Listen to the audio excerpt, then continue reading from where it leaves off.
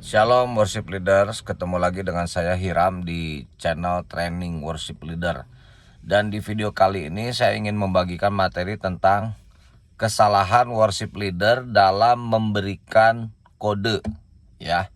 Nah, yang pertama kesalahannya itu adalah tidak disepakati dari awal tanda-tandanya, terutama tanda-tanda yang biasanya itu berbeda. Ya kalau misalnya seperti bait itu biasanya biasa gitu ya, kayak gini, atau ref 2. Nah, pengulangan atau koda biasanya begini ya. Tapi kayak bridge ya, bridge itu udah penyambung dari ref ke ref tuh ada yang begini, ada yang begini. Nah, itu tandanya tuh berbeda-beda. Nah, ini harus disepakati dulu. Oh, nanti kalau mau bridge tandanya seperti ini ya, kodenya seperti ini ya. Jangan sampai nanti kita memberikan kode sesuatu yang belum disepakati atau kita lupa. Misalnya kita pengen bridge, kasih kodenya begini, tiba-tiba kita ubah jadi begini. Nah, itu akan membuat sebuah kebingungan sehingga si pemusik ini bingung mau ngulang kemana. Karena kalau mau ngulang musik itu harus di info sebelum pengulangannya itu, karena chordnya itu berbeda, kuncinya itu berbeda. Maka kalau ada misalnya interlude itu musiknya saja. Nah, itu tandanya disepakati mau seperti apa gitu ya. Jangan sampai menggunakan tanda yang tidak disepakati dari awal dan akhirnya menimbulkan kebingungan. Selanjutnya kesalahan WL dalam memberikan kode itu adalah durasinya terlalu pendek. Misalnya dia mau mengulang ke ref, ya dia cuman begini, udah aja.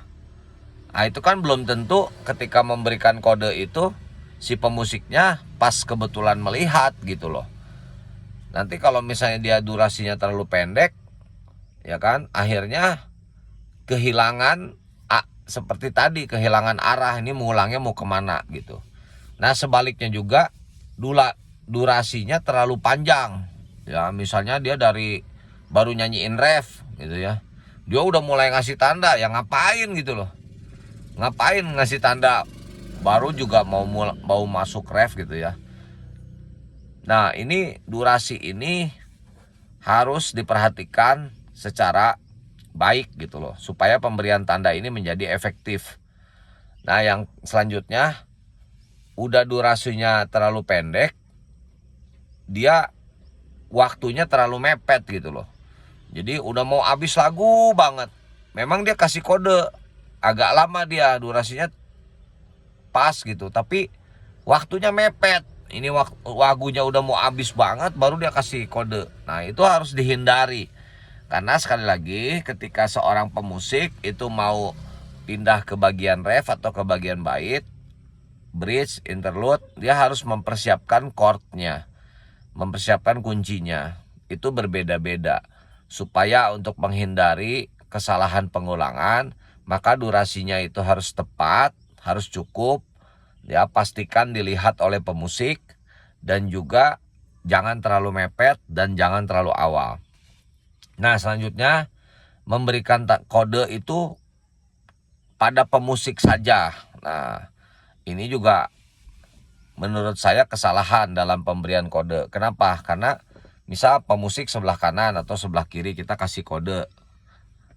Kodenya di depan kita gitu ya, seperti ini. Pemusiknya lihat tapi singernya nggak lihat. Nah, ini singer kalau nggak lihat, dia jadinya, kalau singer yang ngerti tuh, dia nggak akan nyelonong gitu ya, nggak akan nyanyiin dulu, dia tunggu WL-nya dulu. Nah, tapi kalau repotnya juga WL-nya kasih kode, WL-nya nggak nyanyi, ya, terus terjadi pengulangan, si singernya bingung, ini kemana nih pengulangannya, akhirnya dia nyamber gitu loh. Dia nyamber, nyanyi duluan, salah. Nah, itu yang menjadi resiko gitu loh. Makanya pemberian kode itu harus kepada pemusik kelihatan.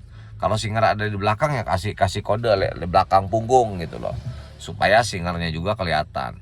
Semuanya sebisa mungkin harus bisa melihat kode yang diberikan oleh WL. Durasinya harus tepat dan jangan terlalu mepet. Disepakati bersama. Selanjutnya, posisi visual yang tidak jelas. Nah, misalnya kita si pemusiknya ada sebelah kiri atau sebelah kanan. Kita mau kasih kodenya ref. Nah, ngasih kodenya kan harus begini dong. Jadi si yang di sebelah kiri atau kanan tuh melihatnya seperti ini posisinya gitu kan. Jangan kita posisinya begini, dari kiri kan kayak gini kelihatannya. Ini berapa ini? Ini byte atau ref gitu loh. Jangan miring, jangan pokoknya posisinya tuh harus tegas gitu loh. Kepada pemusik kalau perlu agak digoyang sedikit gitu supaya dia tahu oh, ini ref. Oh, ini byte gitu loh. Oh, ini ending. Oh, ini tadi yang disepakati, ini bridge misalnya. Ini ada yang kasih tanda kayak gini, ada gitu. Jadi posisi visualnya itu harus jelas. Jangan sampai posisinya membingungkan, ini byte atau ref nih, ini apa gitu kan. Nah, selanjutnya juga posisi tangan kita. Ya, jangan terlalu bawah. Jadi sesuaikan dengan posisi pemusik. Seandainya kita di atas mimbar, pemusiknya ada di bawah sambil duduk. Nah, kita sesuaikan nih kira-kira mau di mana nih? Apa di atas kepala, atau di dada, atau mau di perut, atau mau di bawah pinggang gitu kan. Nah, itu juga hampir sama posisi visualnya itu.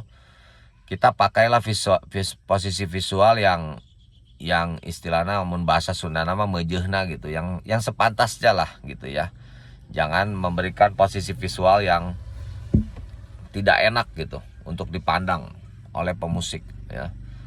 Nah, tips saya ada 3 di sini untuk menghindari kesalahan memberikan kode atau kesalahan memberikan tanda yang akhirnya bisa berakibat menimbulkan kebingungan, bahkan bisa sampai kekacauan gitu ya, sampai kacau.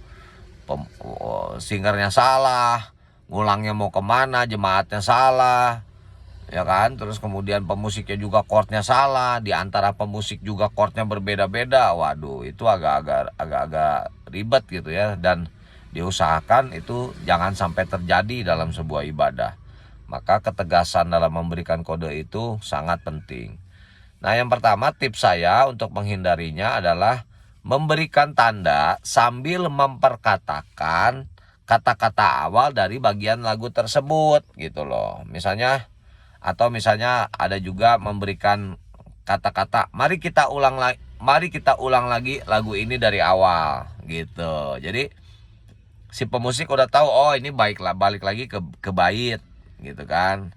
Atau misalnya singernya juga dengar oh ini balik lagi ke bait. Nah, jadi menghindari kesalahpahaman pemberian kode itu dengan memperkatakan ini mau kemana gitu, istilahnya begitulah ya sederhananya.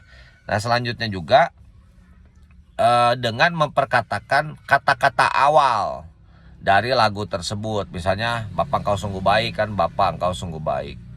Refnya kan kunaikan syukur. Nah, kita mau pengulangan kita bilang Bapak engkau sungguh baik. Nah, jadi pemusik WL dengar, jemaat dengar, oh tahu nih. Ah, ini ke bait gitu. Atau dia mau ref, kunaikan syukur. Nah, diomongin kata-kata awalnya sambil kasih kode kunaikan syukur. Nah, itu jadi clear, jadi jelas gitu loh. Ini mau kemana, jemaat juga jelas. Nah, kemudian juga misalnya mau interlude. Mau interlude itu musik memuji Tuhan. Nah, itu dia ngomong musik memuji Tuhan sambil kasih tanda yang disepakati. Jadi perkataan-perkataan kita ini sambil memberikan tanda akan mengurangi resiko kesalahan, terjadinya kesalahan dalam memberikan kode ya. Nah, juga ini masukan untuk jemaat ya, terutama biasakan kalau mau nyanyi itu lebih baik tunggu sebentar gitu loh. Daripada kita nyamber ya, udah suaranya keras nih, kadang-kadang jemaat nyamber artinya apa?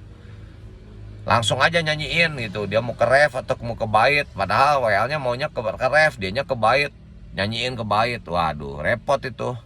Kalau kayak gitu nanti bisa membuat distraksi untuk jemaat-jemaat yang lain juga. Jadi kalau jadi jemaat tuh tunggu dulu sampai singernya nyanyi, dia pengulangannya kemana, sampai WL-nya nyanyi, dia pengulangannya kemana, baru kita ikut nyanyi. Itu kan paling cuma berapa detik aja ya.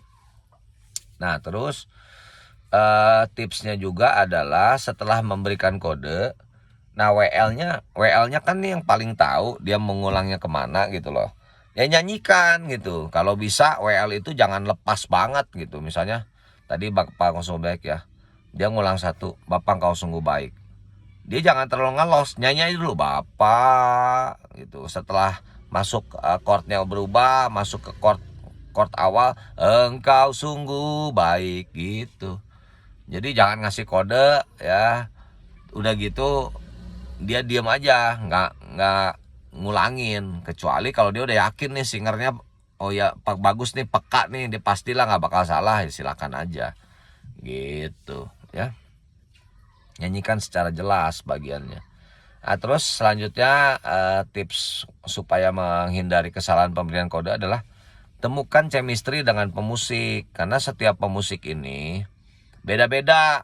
Ada yang pemusik nih dari ref tuh, dia sambil main dia udah nggak perlu lihat chordnya lagi, dia udah standby. Ini dia udah lihat nih, ya kan, ini kapan nih WL-nya mau ngasih kode nih, dia udah siap. Nah, ada pemusik yang agak-agak mepet gitu, agak mau mepet baru dia lihat si WL-nya mau kasih tanda. Nah, ya si WL-nya kasih kodenya ya timingnya itu, chemistry-nya tuh harus tepat supaya pemberian kode itu menjadi efektif dan bisa ditangkap oleh si pemusik ini gitu. Jangan WL-nya ngasih kodenya justru sebelum mepet dia kasih kode terus hilang.